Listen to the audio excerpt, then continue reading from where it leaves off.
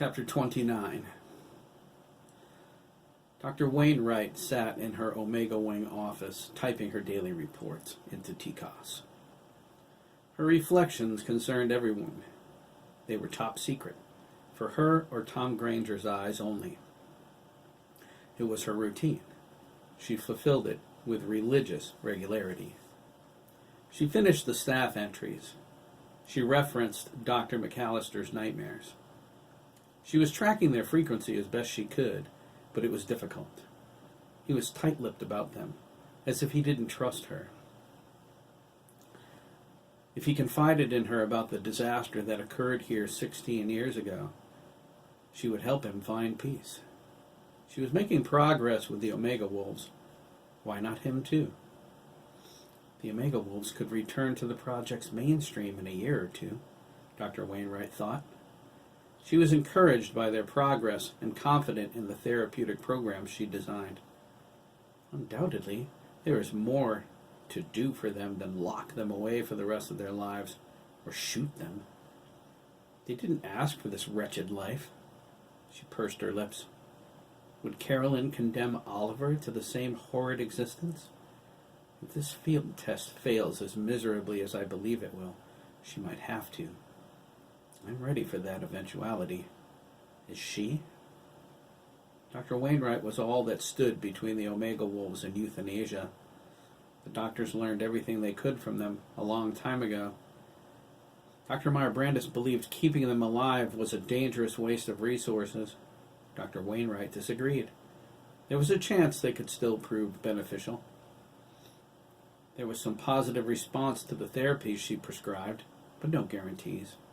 Psychiatry was trial and error. Behavior modification was the answer, she was sure. She needed the right combination of drugs and therapy to make it work. Dr. Wainwright cracked her knuckles and resumed typing. December 23rd. I would like to say I've made more progress with the Omega Wolves since the end of the year is close, but this is not the case. We moved forward in some categories, backward in others. I still believe this is not a lost cause. Each day I'm reminded how close I am to bringing them all the way back. I'm confident they will serve the agency in an official capacity someday. Case notation, Billy Ramsey. It took me the better part of the day to restore Billy's focus from Carolyn to the tasks at hand. I thank God she didn't storm into Thomas's cell in that fashion. Billy is the Omega Wolf I consider most redeemable. I project this time next year he will rejoin the complex population. I know, I said the same thing last year and the year before. The point is, Billy is making remarkable progress. There was a time staff believed he would never speak again. He can speak. Or he wouldn't have coherent thoughts. He does. He can read and write again. He's jumped from a 3rd grade reading level to a 5th grade level in just 3 months. Today he requested a book, The Island of Dr. Moreau. You see, there's hope for some of the Omega Wolves. There are others, even I doubt. Case notation, Thomas Alessandropoulos. I'm scratching my head on this one. Not only has Thomas not made progress, but he has also regressed. He is savage beyond my means to control. I was forced to activate the emergency sedation system in his cell earlier. He'll be out for the rest of the night. I almost didn't get to it in time. His speed is remarkable. His persistent acne puzzles me. Off the record, it's somewhat prevalent and gross. He is in perpetual puberty. His small frame and lack of musculature give him a rat-like appearance. I loathe looking at him, and smelling him is even worse. His perspiration glands are in overdrive 24 hours a day. There's an open wound on his wrist where he gnaws himself. I believed this was a behavior, but it's not. What he's doing has broader ramifications. He's using the metal where his external claw mounts to his radius and ulna to sharpen his fangs. I have not discovered the purpose of this action. Instinctive, perhaps? It's difficult to discern. Thomas is impossible to communicate with and has rejected every attempt I've made to get through to him. He looks at me with death in his eyes. It's very unnerving. I've requested to have his implants removed, but Dr. Wang says this isn't possible for any of the Wolf Boys, Omega or Alpha. The integration of their cybernetics and bionics to their organics is on the cellular, genetic level.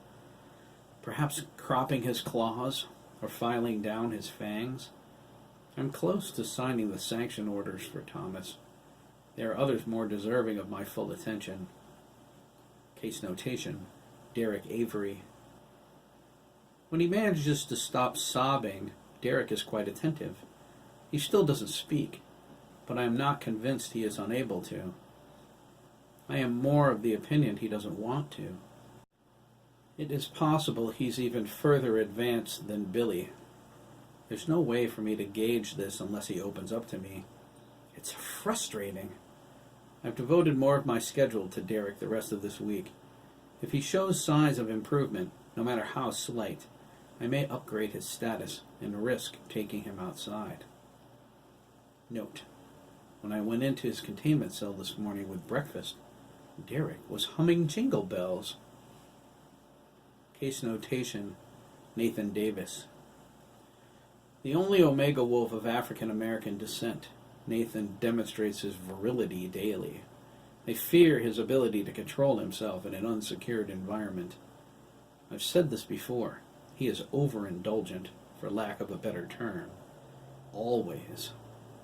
Nathan is never violent. He's never anything except aroused. Perhaps another increase in medication to reduce his sex drive? Castration? His progress mirrors Thomas in that he refuses to cooperate in any fashion other than making me uncomfortable. He delights in intimidation. There's a malignancy in his personality somewhere. Nathan wants to hurt someone, women especially. He is the one Omega Wolf even I don't wish to set free. Case notation, Michael Matuzik. Michael continues on a strict chemical and physical restraint regimen. The redesigned gloves covering his claws have proved more effective than I thought they would be. He is unable to tear his truss free. I don't believe it will be necessary for Dr. Wang to reattach his penis prosthetic anytime soon. I would like to begin a series of medication downgrades for Michael, possibly switching to some different drugs altogether. His tardive dyskinesia worsens each quarter. Cognitively, I don't believe he's beyond redemption. Emotionally, that's a different story. I had to administer a Thorazine injection to him today. I am very disappointed in Michael. Dr. Helen Rebecca Wainwright. Dr. Wainwright slumped back in her chair and rubbed her fingers. They weren't what they used to be. The snow wasn't helping her arthritis either. Inclement weather caused it to flare up, even in the confines of the complex. Her knuckles were swollen and hurt like the dickens. She concluded some Motrin was in order. There was nothing left to do here. The Omega Wolves were asleep, and her log entries were complete. It was time for a glass of wine and some Mozart. Dr. Wainwright turned in her chair and was about to stand up. She was startled by Dr. Meyer Brandis, standing in the doorway behind her. "Jesus!" Dr. Wainwright cried. Her hand flashed up to her chest. "Are you trying to give me a coronary? I didn't even hear you come in." Dr. Meyer Brandis smiled. It was a broad smile. Her eyes, however, did not smile. Dr. Wainwright looked at her oddly. Her face clouded, stark realization creasing her features. "This isn't a social call, is it, Carolyn?" she whispered. "Hardly," Dr. Meyer Brandis replied. Her hands were inside her lab coat pockets. "We have to talk." "Oh?" Dr. Wainwright asked, standing. She looked nervously away. She fished around on her desk for her card key. "Can it wait until morning? I'm pretty tired." Dr. Meyer Brandis didn't answer. Dr. Wainwright turned back to see the infamous chrome-plated 9mm pistol. the one from the drawer, was pointed at her. Slowly, she sat back down. "I can explain," she said softly. Her panicked thoughts asked, "How did they find out? I was so careful." Her hands shook. "There's an explanation?" Dr. Meyer-Brandis asked. Dr. Wainwright took a deep breath. She let it out in a whoosh that carried a sob with it. Amazingly, she chuckled. "It's not fair, you know," she said, wiping a tear away. "I've worked so hard. I'm waiting," Dr. Meyer-Brandis interrupted. Her voice was hard and without sympathy. Dr. Wainwright shot her a glare of undisguised contempt. "In a nutshell, then, Carolyn," she spat, gripping the arms of her chair. "My shame in a nutshell? Fine." She sat back, closed her eyes, and let her head fall forward. She whispered, her voice breaking. "I was only 9 years old when it happened, on my family's farm in Dudley, Massachusetts. A neighbor boy named John Canterbury, a high school senior, called me into our barn. He was waiting for me." She struggled. Dr. Meyer-Brandis lowered the pistol. "He held me down in the silo," Dr. Wainwright continued, staring at the floor. "My face was in the hay. I couldn't breathe.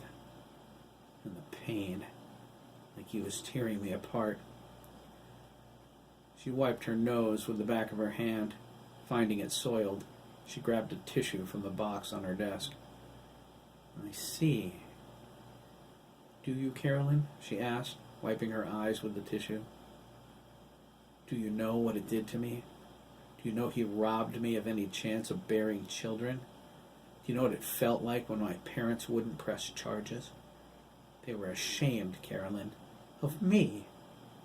Like I was a whore." She broke down, her face in her hands as she sobbed. "Where did you get my passcode?" she asked, a hint of sympathy in her voice. Dr. Wainwright cleared her throat, trying to compose herself. "The same place your husband did, I assume. Don't you know? You whisper it every time you type it." Dr. Meyer-Brandis nodded, realization coming over her face.